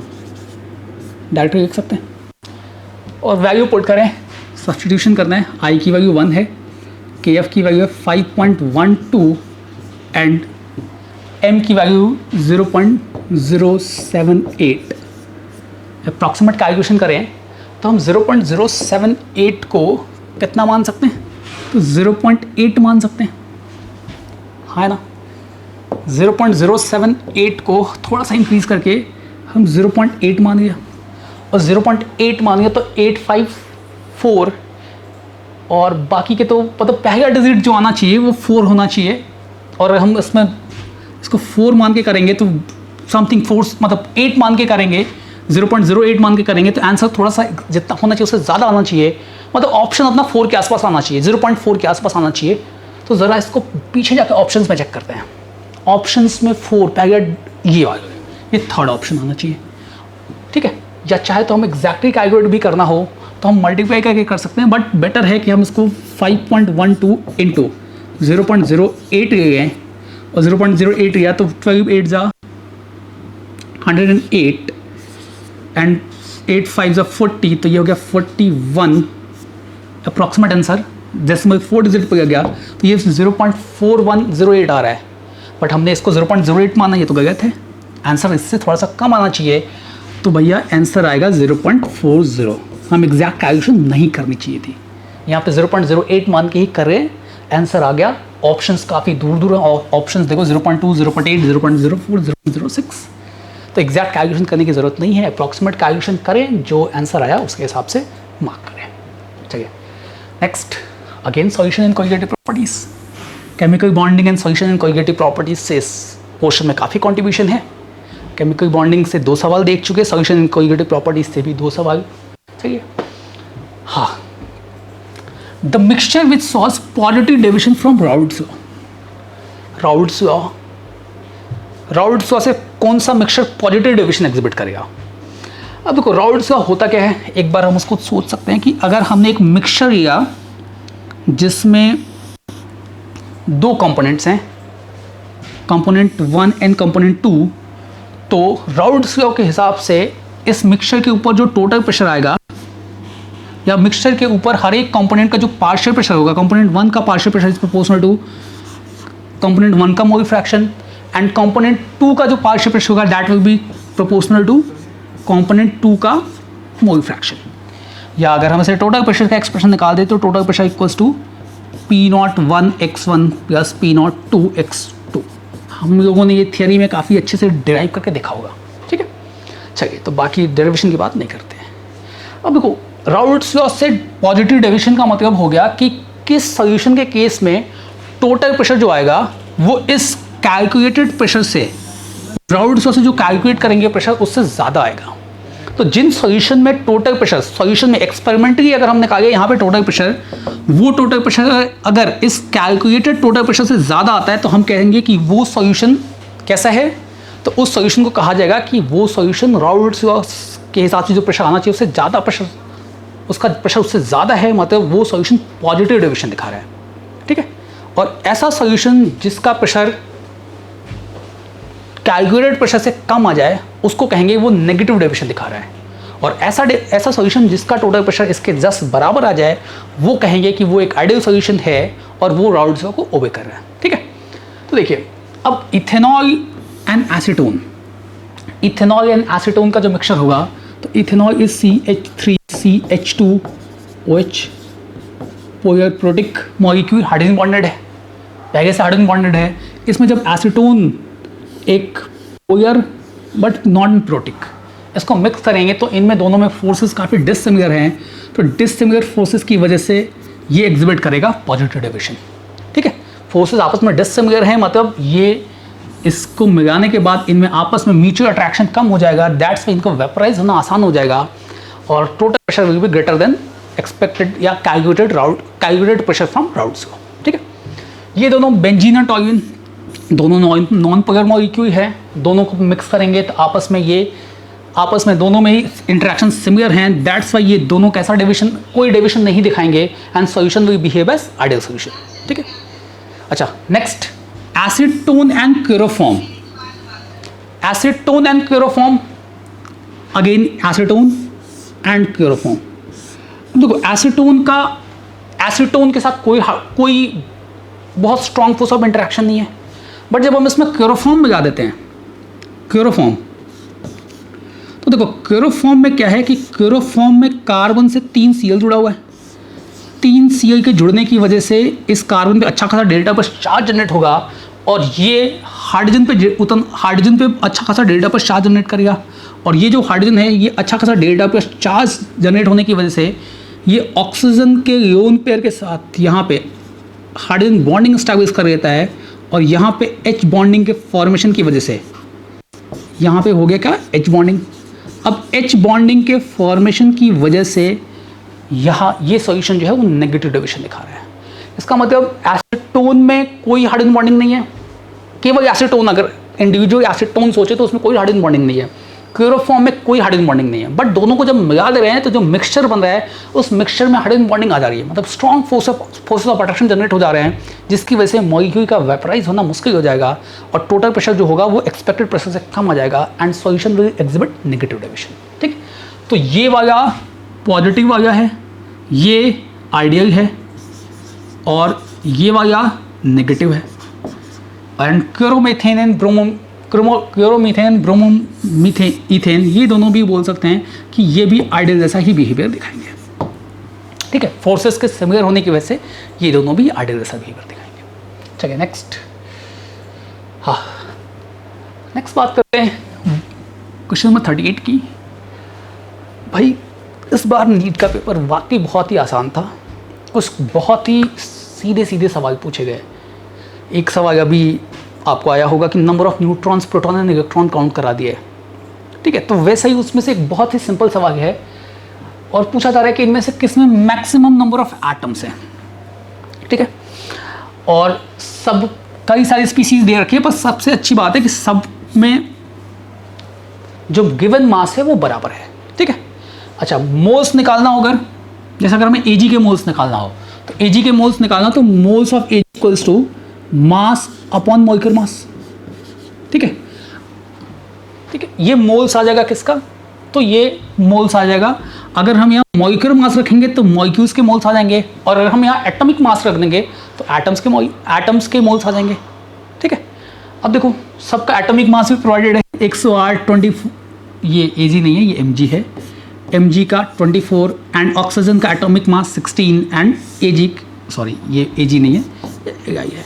ठीक है, Ai का 7 प्रोवाइडेड है, और जब सबका जो गिवन मास है वो सेम है, एटॉमिक मास भी प्रोवाइडेड है। बस हमें देखना है कि अगर गिवन मास सेम होता है तो moles is inversely proportional to m, और अगर हम यहाँ पे m एटॉमिक मास पुट करते तो सीधे एटम्स के मोल्स निकालिए। और सबसे ज़्यादा पूछा जा रहा है तो जिसका मोलर मास सबसे कम होगा उसके नंबर ऑफ एटम्स सबसे ज़्यादा आ जाएंगे, या सॉरी हमें नंबर ऑफ एटम्स बताना है, जिसका एटॉमिक मास सबसे कम होगा उसके एटम्स के मोल सबसे ज़्यादा हो जाएंगे। तो एटॉमिक मास सबसे कम लिथियम का है, तो सबसे कम लिथियम का है तो नंबर ऑफ एटम्स भी सबसे कम किसके हो जाएंगे, तो लिथियम के हो जाएंगे। ठीक है, तो इसका भी 4th ऑप्शन है। चलिए नेक्स्ट देखते हैं। हाँ, नेक्स्ट क्वेश्चन जो है वो पी ब्लॉक से है, ग्रुप 13-14, और काफ़ी फैक्चुअल सवाल है। कई सारे एग्जाम्स में ये स्टेटमेंट के फॉर्म में आ चुके हैं, ये सारे स्टेटमेंट आ चुके हैं और एनसीईआरटी में एकदम हाईलाइट करके ये लैंग्वेज में दिए हुए हैं। सो इसको देखते हैं। चलिए, CO2 is use as refrigerant for ice cream and frozen food, ये स्टेटमेंट गलत है। ठीक है, अच्छा नेक्स्ट है the structure of C60 contain, C60 मतलब fluorine having 60 carbon, contains 12 6 carbon rings, 12 6 carbon rings and 25 membered rings.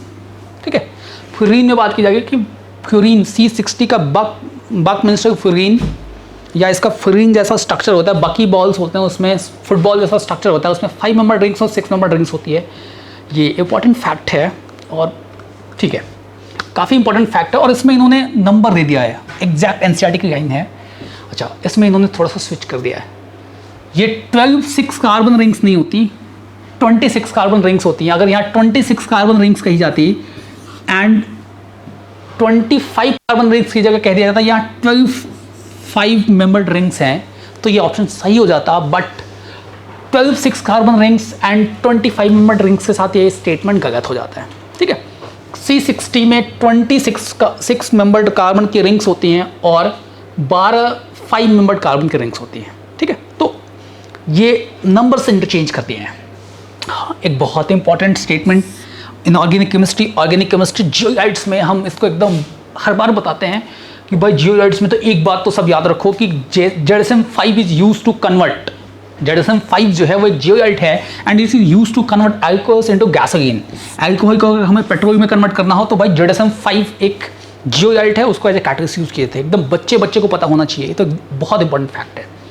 अच्छा, फिर CO carbon monoxide. Carbon monoxide से नीट वालों का इस पेपर में विशेष प्रेम है। कई जगह 2-3 क्वेश्चन में कार्बन मोनोऑक्साइड की बात की है।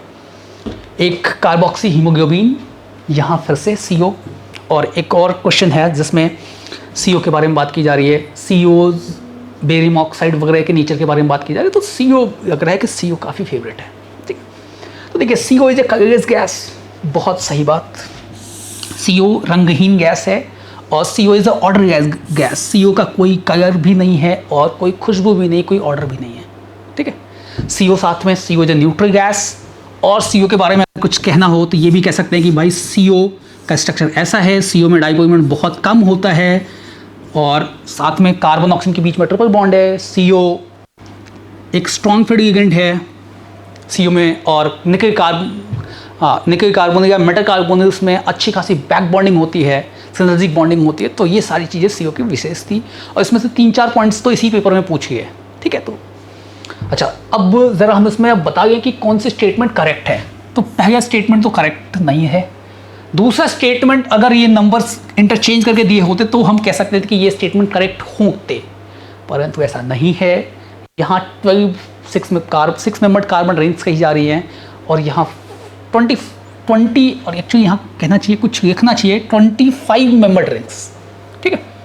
20 is the number of rings and 5 is 20 जो है वो नंबर ऑफ रिंग्स की बात हो जा रही है, कितनी रिंग्स हैं वो है, और 5 इज कितने मेंबर्ड रिंग हैं, ठीक है। अच्छा, तो ये भी स्टेटमेंट रॉन्ग हो गया। और ये ZSM5 वाला ये तो एकदम इंपॉर्टेंट स्टेटमेंट है, ये तो सही है। और CO इनका फेवरेट आज के नीट के पेपर का, and CO is a colourless odourless gas, ये भी स्टेटमेंट सही है। तो अपने पास 2 स्टेटमेंट सही हो रहे हैं, C एंड D। तो C एंड D यानी ऑप्शन नंबर हो गया 4th, ठीक है। चलिए नेक्स्ट क्वेश्चन देखते हैं सरफेस केमिस्ट्री से। Measuring zeta potential is useful in determining which property of colloidal solution. Zeta potential की बात की जा रही है, देखते क्या होता है। जैसे कोलाइडल मॉलिक्यूल्स होते हैं वो अपने सरफेस पे चार्ज पार्टिकल्स एब्जॉर्ब कर लेते हैं। अगर इसने सरफेस पे पॉजिटिव चार्ज एब्जॉर्ब कर लिया तो पॉजिटिव चार्ज एब्जॉर्ब किया किसी ने अगर सरफेस पे, तो इसको सराउंड कौन करेगा? तो इसको सराउंड करेगा नेगेटिव चार्ज। तो यहाँ पे इसको नेगेटिव चार्ज इसको सराउंड कर देता है। सॉल्वेंट के में जो नेगेटिव आयन होते हैं वो इसको सराउंड कर देते हैं। अब इन दोनों के बीच में जो पोटेंशियल डिफरेंस होता है इसी को कहते हैं हम कि ये जेटा पोटेंशियल है, ठीक है। और जेटा पोटेंशियल जितना ज़्यादा हो कोलाइड की स्टेबिलिटी उतनी ज़्यादा हो जाती है, क्योंकि दो कोलाइडल पार्टिकल्स एक दूसरे को उतना ही ज़्यादा रेपेल करेंगे, और जितना ही ज़्यादा रेपेल करेंगे उनको कोगुलेट करना उतना डिफिकल्ट होगा और वो कोलाइड्स उतने ज़्यादा स्टेबल कहे जाएंगे, ठीक है। तो measuring zeta potential is useful in determining which of the following property, तो सीधे बोल सकते हैं स्टेबिलिटी ऑफ कोलाइडल पार्टिकल्स। चलिए नेक्स्ट, हाँ क्वेश्चन नंबर 41 BCC गैटस मन में आ गया, सॉलिड स्टेट है। सॉलिड स्टेट का सवाल है, देखते हैं शायद कोई कैलकुलेशन दो हो, बट इस बार के नीट के पेपर में एकदम बहुत मतलब केमिस्ट्री में तो एकदम बच्चों को बहुत ही आनंददायक रहा। कहीं पे भी हमसे कोई कैलकुलेशन नहीं कराई है। मतलब अगर जैसे मैं खुद कैलकुलेशन फास्ट कराने में बच्चों को बहुत मोटिवेट करता हूँ कि आप कैलकुलेशन को थोड़ा फास्ट करें, बट इस बार के नीट के पेपर ने ऐसा कहा कि भाई तुम्हें बच्चों को कैलकुलेशन नहीं सिखानी है, कैलकुलेशन हम कराएंगे ही नहीं, ठीक है। जैसे ऑप्शन देखिए √2/4, मतलब यहाँ √2 से 4 को भी कैंसिल नहीं किया है, ठीक है। तो चलिए कैलकुलेशन वाली पार्ट के बाद हम आ जाते हैं सीधे क्वेश्चन पे। तो सॉलिड स्टेट का सवाल है BCC गैटस, बॉडी सेंटर गैटस में बताया गया है कि इसकी एजेंट इज 288 पिकोमीटर और एटॉमिक रेडियस पूछा जा रहा है। आहा, निहायती सीधा सवाल, कैसे करें? तो बॉडी सेंटर रिएटस है, बॉडी सेंटर रिएटस में एटम जो होते हैं वो एज के सेंटर एज के कॉर्नर्स के अलावा क्यूब के कॉर्नर्स के अलावा जो क्यूब का बॉडी सेंटर है उस पर भी प्रेजेंट होता है। अब कॉर्नर के अलावा बॉडी सेंटर भी प्रेजेंट है। अच्छा, कौन सा एटम टच करते हैं? तो ये जो बॉडी सेंटर और जो कॉर्नर के एटम होते हैं वो एक दूसरे को टच करते हैं, ठीक है। ये यानी बॉडी डायगोनल के जो एटम्स आते हैं वो एक दूसरे को टच करते हैं। अच्छा, अगर ये डिस्टेंस ए कही जाए, एज लेंथ अगर ए कही जाए, तो बॉडी डायगोनल कितना हो जाएगा? तो बॉडी डायगोनल विल बी कितना?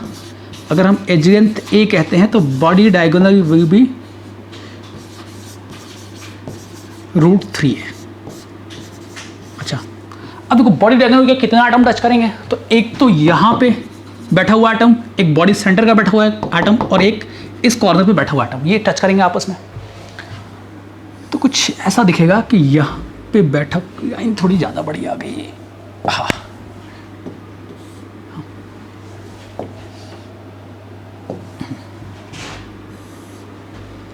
यहाँ का एटम इसको टच किया यहाँ का एटम ने और इसको टच किया यहाँ के एटम ने। ये यहाँ से यहाँ तक हमने बोल दिया कि ये हो गया बॉडी डायगोनल। और बॉडी डायगोनल की लेंथ कितनी है? तो बॉडी डायगोनल की लेंथ हो गई √3। अब हमें इसके रेडियस के बारे में कमेंट करना है। तो ये देखें, ये हो गया r, ये यहाँ से यहाँ तक हो गया पूरा 2r और ये हो गया r। तो अगर पूरा मिला दें तो हम कह सकते हैं कि length of body diagonal is √3a और that is equal to 4r। Radius को देख सकते हैं कि radius equals to √3a/4, √3a/4 और a की वैल्यू हमें क्वेश्चन में मेंशन कर रखी है कि a की वैल्यू है 288 पिकोमीटर। सो ये रेडियस आ जाएगा √3 × 288/4। और अच्छी बात है, हमें कोई कैलकुलेशन नहीं करनी है, हमें आंसर यहीं तक आके छोड़ देना है क्योंकि ऑप्शन में सीधे √3 × 288/4 दिया हुआ है। तो डायरेक्टली हम ऑप्शन नंबर 1 मार्क कर सकते हैं, ठीक है। चलिए, हाँ, नेक्स्ट सरफेस केमिस्ट्री से फिर एक सवाल, सरफेस केमिस्ट्री से भी 2 सवाल आ गए। अच्छा, क्वेश्चन क्या है? काफ़ी फैक्चुअल क्वेश्चन लग रहा है। Which of the following is a cationic detergent? Detergent है, कैटानिक है। अच्छा, क्या हमें ये याद करना पड़ेगा? पता नहीं, देखते हैं कुछ ऐसा कुछ अगर है जिससे बिना ही याद किए हो जाए। अगर हमें याद ना हो, सोडियम, ब्रोमाइड और सोडियम, 3 में सोडियम। ये हो गया किसका पार्ट? तो ये सोप का पार्ट है, यहाँ ये सोप का पार्ट है, यहाँ ये सोप का पार्ट है। हम काउंटर आंसर देख के बता सकते हैं। सोडियम, तो sodium is positively charge ion Na+ and bromide ion is negatively charge ion. तो ब्रोमाइड आयन अगर नेगेटिवली चार्ज हो गया तो मतलब ये जो सोप का काम करने वाला पोर्शन है दैट इज नेगेटिवली चार्ज। और अगर counter and sodium ion is positively charge, तो जो यहाँ पर सोप या डिटर्जेंट का काम करने वाला वो कैसा हो गया? तो दैट इज नेगेटिवली चार्ज। और पूछा जा रहा है इनमें से कैटायनिक डिटर्जेंट कौन सा है? तो अगर हमें इस चैप्टर में हमें कुछ भी नहीं पता हो सोप के बारे में, तो बस हम आयंस को देख के भी बता सकते हैं कि ये थर्ड ऑप्शन वाला जो है इसमें ये वाला जो है वही नेगेटिवली चार्ज, वही पॉजिटिवली चार्ज है, वही कैटायनिक है, कैटायनिक डिटर्जेंट का काम कर सकता है। बाकी तो सारे एनायनिक डिटर्जेंट्स हैं, ठीक है। तो काफ़ी अच्छा सवाल था। हमें ऑप्शंस देख के भी आसानी से इसको सॉल्व कर सकते थे, ठीक है। चलिए, क्वेश्चन नंबर 43 देखते हैं। ऑर्गेनिक केमिस्ट्री का सवाल है, और reaction between acetone and methyl magnesium chloride followed by hydrolysis will give, ठीक है। मतलब एसीटोन की रिएक्शन करानी है मेथाइल मैग्नीशियम क्लोराइड। एसीटोन हो गया CH3 COCH3 और इसकी रिएक्शन करा दी हमने CH3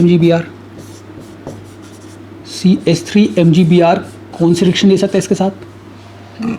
तो ये न्यूक्लियोफाई का काम कर सकता है, एसिड बेस दे सकता है, एसिडिक H तो है नहीं, तो CH3 MgBr यहाँ CH3 जो है वो अटैक करेगा, ये बॉन्ड ओपन होगा and the product will be OMgBr, और पहले से CH3 दो थे और जो ग्रिग्नार्ड में जो पार्ट रिएक्ट कर रहा है वो भी CH3 है, तो ये पार्ट मिल जाएगा। ये तो ग्रिग्नार्ड का अटैक स्टेप हो गया। नेक्स्ट स्टेप है कि हम इसकी हाइड्रोसिस कर रहे हैं, तो जब हम इसकी हाइड्रोसिस करेंगे तो हाइड्रोसिस के बाद हमें प्रोडक्ट मिल जाएगा OH, और हाइड्रोसिस के बाद CH3 MgBr की रिएक्शन के बाद हमने हाइड्रोसिस की, तो इसमें ऑक्सीजन पे नेगेटिव है, मैग्नीशियम पे पॉजिटिव है, तो ऑक्सीजन को H और MgBr वाले सेक्शन को OH मिल गया, तो हमें मिल जाएगा MgOHBr एंड एक एल्कोहल। अच्छा, एल्कोहल के बाद अब एल्कोहल का नाम पूछा जा रहा है, कौन सा नाम? तो भैया ये तो सीधा सीधा दिख रहा है, कॉमन नेम है कि टर्शरी ब्यूटाइल अल्कोहल है ये, तो सीधा बोल सकते हैं कि इसका थर्ड ऑप्शन हो जाएगा। ठीक है, नेक्स्ट क्वेश्चन नंबर 44 देखते हैं। आयनिक इक्विलिब्रियम का सवाल है, काफ़ी इम्पॉर्टेंट पोर्शन होता है, बट इस पेपर में एक ही सवाल है। चलिए देखते हैं इसको। इसमें हमें सॉल्युबिलिटी प्रोडक्ट ऑफ निकल हाइड्रोक्साइड का सॉल्युबिलिटी प्रोडक्ट मेंशन है, और पूछा जा रहा है कि निकल हाइड्रोक्साइड की सॉल्युबिलिटी बताइए जब हम इसको 0.1 m NaOH में डिसॉल्व करें। तो निकल हाइड्रोक्साइड की सॉल्युबिलिटी 0.1 m NaOH में पूछी जा रही है। तो देखो ऐसा है कि क्वेश्चन में हमने एक ऐसे सॉल्यूशन में निकल हाइड्रोक्साइड को डिसॉल्व कर रखा है जिसमें पहले से ही 0.1 m NaOH है। अगर NaOH पहले से ही 0.1 m है तो NaOH तो एक स्ट्रॉन्ग बेस है, स्ट्रॉन्ग बेस होगा तो 100% आयनाइज होगा। अगर 100% आयनाइज होगा तो यहाँ से तो OH माइनस की कॉन्सेंट्रेशन बता सकते हैं कि NaOH से Na plus and OH minus बनेगा, और अगर ये 100% आयनाइज हो जाएगा तो जितनी कॉन्सेंट्रेशन NaOH की होगी उतनी ही कॉन्सेंट्रेशन OH माइनस की भी हो जाएगी, यानी OH माइनस होगी भी 0.1 m। ठीक है, अच्छा OH माइनस 0.1 m हो गया, और उसी सॉल्यूशन में हम निकल हाइड्रोक्साइड को डिसॉल्व करें। अब इस सॉल्यूशन में जब हम निकल हाइड्रोक्साइड को डिसॉल्व करेंगे तो यहाँ OH माइनस की वजह से कॉमन एन इफेक्ट लगेगा, OH माइनस की आयंस की वजह से कॉमन एन इफेक्ट लगेगा, और उस कॉमन एन इफेक्ट को कंसिडर करके हम इसकी सॉल्युबिलिटी कैलकुलेट कर सकते हैं। निकल हाइड्रोक्साइड Na+2 प्रोड्यूस करेगा एंड 2 OH माइनस। अच्छा, KSP इसका है 2 × 10⁻⁻15। KSP काफ़ी कम है, सॉल्युबिलिटी बहुत बहुत कम होगी। चलिए, OH माइनस पहले से ही 10⁻⁻1 m है, अच्छा खासा कॉमन एन इफेक्ट भी लगेगा तो सॉल्युबिलिटी और सप्रेस हो जाएगी। अच्छा, इस कंडीशन में मान लेते हैं कि निकल हाइड्रोक्साइड की सॉल्युबिलिटी S है, तो अगर निकल हाइड्रोक्साइड का S मोल पर लीटर डिसॉल्व होगा तो निकल+2 का भी S मोल पर लीटर प्रोड्यूस होगा, और OH माइनस का 2S मोल पर लीटर प्रोड्यूस हो जाएगा, and total concentration will be 2S + 10⁻⁻1 m। ठीक है, अच्छा अगर हम इसका KSP निकालें तो इसका KSP का एक्सप्रेशन लिखेंगे तो वो हो जाएगा निकल+2 × OH माइनस का स्क्वायर, और निकल+2 की कॉन्सेंट्रेशन S है और OH माइनस की कॉन्सेंट्रेशन है 2S + 10⁻⁻1, 2S + 10⁻⁻1 इसका स्क्वायर। अब देखो, अगर हमें ये पता है कि KSP बहुत कम है, कॉमन एन इफेक्ट भी लग रहा है, तो S की वैल्यू काफ़ी कम होने वाली है, और अगर S की वैल्यू काफ़ी कम होने वाली है तो हम 2S + 10⁻⁻1 को अप्रॉक्सीमेट करके 10⁻⁻1 लिख सकते हैं। सो ये हो जाएगा S × 10⁻⁻1 का स्क्वायर, डेट इज 10⁻⁻2, और KSP हो गया 2 × 10⁻15। सो S की वैल्यू हो जाएगी कितनी? तो S हो जाएगा 2 × 10⁻13 m। तो निकल हाइड्रोक्साइड की solubility 0.1 m, solution of NaOH में हो जाएगी 2 × 10⁻13 m। ठीक है, ऑप्शन देखते हैं, पहले ही ऑप्शन है। ठीक है, 2 × 10⁻13 m। चलिए नेक्स्ट। हाँ, अगेन एक केमिकल बॉन्डिंग से सवाल। Which of the following oxo acid of sulphur has OO bond? OO bond मतलब पेरोक्साइड बॉन्ड। इनमें से किस में पेरोक्साइड बॉन्ड होगा? अच्छा, हमें नाम भी दिया हुआ है, पहला है sulphurous acid, sulphuric acid, peroxy disulphuric acid and pyrosulphuric acid.